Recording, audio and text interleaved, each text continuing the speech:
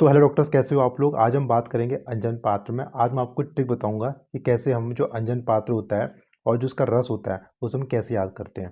देखो, पहले कॉन्सेप्ट समझो कि क्या होता है ना।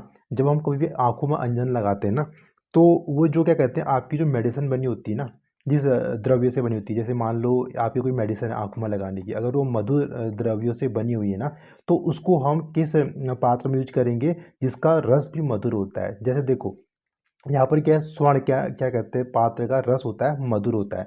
तो अगर आपने ये कहते हैं मधुर मेडिसिन से बनाया है अंजन, तो उसे हम किस में रखेंगे, स्वर्ण वाले पात्र में रखेंगे। ठीक है। अगर मान लो आपने अम्ल द्रव्यों से क्या कहते हैं, कोई क्या कहते हैं मेडिसिन बनाई है ना, अंजन बनाया है, तो उसे हम किस में स्टोर करेंगे, ऐसे पात्र में स्टोर करेंगे जिसका रस भी अम्ल हो, यानी हम रजत वाले में उसे यूज करते हैं। ठीक है, स्टोर करते हैं उसको। ठीक है।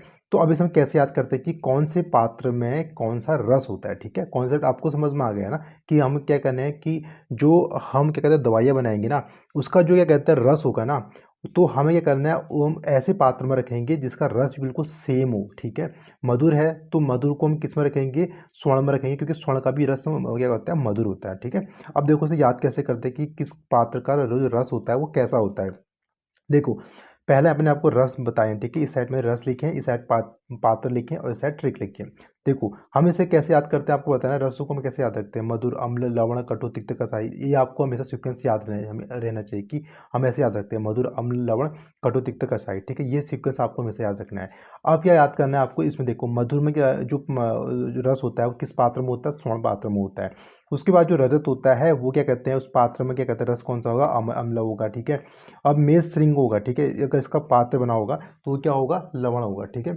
इसके बाद जो वैदुरी का पात्र बना होगा वो क्या होगा, कटु होगा। और जो कांस्य का होगा बना होगा उसमें रस होगा, तिक्त मिलेगा। और ताम्र या फिर लौह में क्या कहते हैं, कसाई रस मिलता है। अब इसे याद कैसे करते हैं, देखो इसको मैं आगे आपकी ट्रिक लिख रहा हूँ। ये पूरी ट्रिक बताऊंगा आपको। इसका आगे रॉ लिख लो, रॉ में, इसका में ले लो, और इसका क्या ले लो, वेदु लिख लो। ठीक है, वेदु का, इसके बाद ता ला। ठीक है। अब देखो ट्रिक क्या है, स्वर में वेदु का ताला। ठीक है। ठीक है। तो कैसे याद करना है स्वर में वेदु का ताला। ठीक है। तो क्या, एक बच्चा है। ठीक है, क्या नाम उसका, वेद है। उसको हम क्या बोलते हैं, वेदु वेदु बोलते हैं प्यार से। ठीक है, वो बच्चा वेद होगा, उसको हम प्यार से बोलेंगे वेदु वेदु। ठीक है।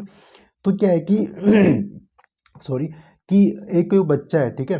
तो स्वर में वेदु का ताला है, मतलब कोई इंसान कुछ गा रहा था, स्वर कुछ निकाल रहा था ना, तो वेदु ने क्या कर दिया, उसमें ताला लगा दिया, उसके स्वर में ताला लगा दिया। तो अब वो बंदा जो क्या कहते हैं, जो स्वर निकाल रहा था, वो कभी स्वर नहीं निकाल पा रहा है। ठीक है, ऐसे में से याद रखते हैं। ठीक है, तो स्वर में वेदु का ताला याद रखते हैं। सौ से क्या आ गया, सौ से स्वर्ण आ गया, और रौ से क्या कहते हैं, रजत हो गया, मौ से मेसरिंग, और वेदु से हो गया वैदुरी, और कांस्य, और ताला से क्या हो गया, ताम्र और लौ। ठीक है, इसके लिए आपको ये तो हमेशा आपको याद रखना है, ये सीक्वेंस में याद रखना है कि मधुर, अम्ल, लवण, कठोर, तिक्त, कषाय। ठीक है, ये ट्रिक में मतलब जो ये सीक्वेंस में आपको बता रहा हूँ कि ये सीक्वेंस आपका बहुत जगह यूज हो जाता है ना, इसलिए हमेशा स्टैंडर्ड के फॉर्म में से याद कर करो कि मधुर, अम्ल, लवण, कठोर, तिक्त, कषाय करके। ठीक है, तो ऐसे याद रखोगे, और स्वर में वेदु का ताला 2-3 बार, 10-20 बार भी करोगे ना, तो आपको याद हो जाएगा। तो वहाँ पर आपने करना कुछ नहीं, बस आपको मधुर, अम्ल, लवण, कठोर, तिक्त, कषाय ऐसे लिखना है, और वहाँ पर को आपने इसको सीधे उतार देना, स्वर में वेदु का ताला लिख देना, उससे आपका एक डिकोड हो जाएगा। ठीक है। तो ठीक है, ऐसे ही हम क्या करते हैं ट्रिक बाद में आपके लिए मैं लेके आऊँगा। ठीक है, तो तब तक के लिए बाय।